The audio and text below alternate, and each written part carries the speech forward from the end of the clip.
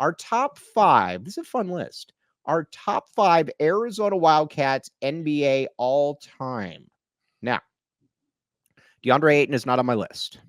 Do we have criteria for this? Nope. It's whoever Saul Bookman wants. I'll explain mine. You explain yours. That is, it's your list, not mine, and my list, not yours. Okay. All right. All right. Who you got at 5? At 5, I got Steve Kerr. Really? Okay. At 5, I got Steve Kerr because of all the championships he won.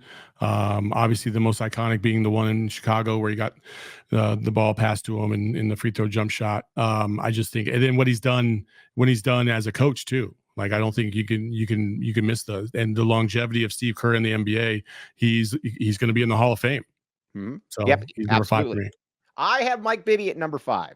Mike Bibby to me is, like I said, I always say this, Mike Bibby to me is the best player I ever saw here. I did not see Sean Elliott. Disclaimer. Mike Bibby, though, for about a 7-year period was 19 to 22 points per game. He was very close to that. He was one of the best players that never made an all-star team. And Kobe Bryant, I thought, and granted, they had a long-term relationship, but Kobe Bryant said, there's no tougher dude that you want in the clutch than Mike Bibby. That's when he was putting up numbers on Shaq and Kobe. I mean, I think some people, if you weren't if you're Kobe Thiel and you're still basically a fetus, you did not see these games. But he put up, he was dropping 30 per game. It was absolutely fantastic. I have Mike Bibby at number 5. Who do you have at number 4, Saul Bookman? Yeah, I have Iggy at number 4. Okay. I think Andre Iguodala, obviously the Finals MVP, terrific defender, was just a great all-around player, world champion as well on those same Warriors teams. So I think Iggy is also he's quite the businessman. He is. And if you didn't know this, Iggy has a relationship with our All City network. This is very true. This is very true.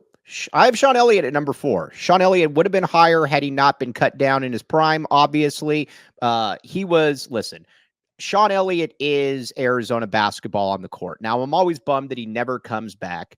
That does bother me a little bit, and I know it bothers some other people as well. But on the court, there's no doubt. This dude is the best Pac-10, Pac-12 basketball player post the UCLA era by any metric. National Player of the Year, 2-time consensus first-team All-American, all-time leading scorer in the conference history, and 2-time NBA All-Star. He was just a really talented guy. Obviously had some injuries and whatnot. He is though, when you think of the all-time best, Sean Elliott's the first one that comes up to your mind, and he probably would be a little bit higher on this list had he not been, cut down in his prime. But he still came back, made a big shot against Portland, obviously, multiple-time All-Star. I have Sean Elliott at number 4. They call it the Memorial Day Miracle out there in San Antonio. Man, it was that close. It was literally that close to being out of bounds. Yeah, with the heel up and everything. I actually have RJ at number 3. Okay. Richard Jefferson. I think, again, I'm going with totality. I don't think it's just because of what he's done in the NBA as a player. He did win a world championship with Cleveland, but it's also because he was a phenomenal athlete, great player, and what he's done off the court as well with the NBA and being on ESPN. He's always backing the A. If there's a former athlete out there at Arizona that backs the A more than Richard Jefferson, I would love to meet them because I don't see it. He's been fantastic. Yes, exactly. I would RJ. I have RJ at 6. RJ, though. Oh, by the way, I saw RJ 3 times. RJ came and played our high school when Moon Valley came to town. By the way, I always tell people this when I'll get somebody that'll be like, "Hey, do you think this guy's an NBA player or not?" Generally, in high school, if you're having to ask somebody that, you probably aren't. Because you could just tell Richard Jefferson looked like a total unicorn. He looked like something that was dropped in from outer space. He did not belong on this high school gym. I mean, Saul, you've played against NBA guys. You know it when you see it. It just is totally different. Yeah. My claim to fame is I beat Richard Jefferson in high school. So, well, duh. No, your claim to fame is the free throws. Yeah, well, that's my second one. I have Andre Iguodala at 3. Now, Mr. Tyler Warden makes a good point, Iggy, at 4. Listen, the NBA Finals, I give him a ton of credit for that. But to me, it's a little bit different than some of the other guys we're going to talk about in that, it was a 14.5 rebound, 5 assists. And I mean, yes, I get you made LeBron's job difficult, but LeBron is still putting up, and again, this isn't meant to minimize Iggy, but LeBron's still putting up 38, 13, and 9 or whatever it was. Yeah. It was something ridiculous. True. So, Steph Curry was the most important player on that team. But I have Iggy, all-star, all defensive player. And I think it was Luke Walton that said that, when Iggy left, he said, that's going to be one of the best players that ever came through here. Mark my words. And it turned out to be true. Now, number 2, I feel very, very comfortable about these number 2s. Oh, Mr. Anthony Totri has joined the chat. Hello, Totri. Totri joined the chat yesterday. He was playing hurt. We very much appreciate that. Who you got at 2, Saul Bookman? 2, I got Jason Terry. Terry. Longevity, was a solid player. Good 6-man, won a championship with the Mavs, like just solid all-around player. So I like Jason Terry there. I think he did a lot of stuff in the NBA that got overlooked. He played on some pretty bad teams, but he was one of the best players on those bad teams almost all the time. So I like Jason Terry. I have JT at 2 as well. The reason I got JT at 2 is that NBA Finals that they won against the Cavs. That to me is different than what Iggy did, and I do not mean to diminish Iggy, but Jason Terry was dropping 25, 26 points per game on LeBron James, with LeBron James guarding him, no less. And this is peak LeBron James.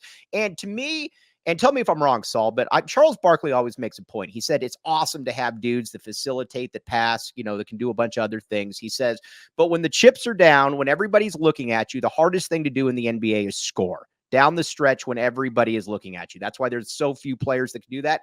Jason Terry did that. And Jason Terry, again, Dirk did it as well, obviously. But JT in 2 NBA Finals averaged 23 points per game and shot 51% from the field. That, to me, is just something that is, I agree with you, Saul. That is the best way I can put it. I agree with you. Who you got at 1? My number 1 is Gilbert Arenas. Yep. Gilbert Arenas. I feel like Gilbert Arenas was hotter than anybody else's hot that's ever played in the U of A uniform in the NBA. He could have won an MVP. He was unguardable. He gave Kobe Bryant problems. Like he was just, if he wasn't such a knucklehead and he didn't have the medical issues with his knees, I think we'd be talking about Gilbert Arenas as one of the best players of all time. That's how good I think Gilbert Arenas. I will say this: Gilbert Arenas at his peak, far superior to James Harden. I agree with that. You want to know? I got another case. I got another case for you on that, Saul. He was dropping 31 points per game when teams were averaging 93 points per game. That is the case. Can you imagine what Gil would have averaged in the Harden era where every team is scoring 121 points? He would have been up in that 37, 38, 39 realm. He would have. Yeah, he was just too good. He was, and you know what it was with basketball? Sometimes basketball just comes easy to people. You can just tell they were just, now granted, he was an overlooked recruit, but basketball just came easy to him. And he was born to play basketball. Like you said, I believe he would have been a first ballot Hall of Famer without some of the, the knucklehead factors, the injuries, but he was absolutely on another level. He was, I agree with you, man. He, I don't know what else to say. I just think he's just a fantastic player.